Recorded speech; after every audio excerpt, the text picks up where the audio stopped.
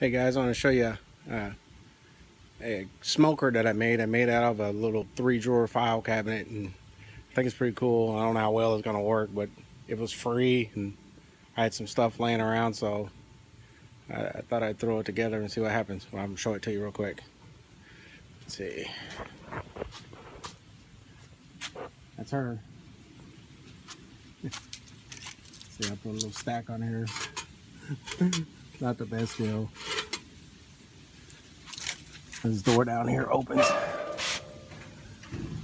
I put my hot plate with my chips and stuff down here at the bottom, and then here I can have a, I have another screen that I made that lays on here, and I can put, a ham or turkey or something down there if I want to. And the drawers all pull out. And I made these little wire racks. You can do fish in one, and then chicken or whatever you want in the other one.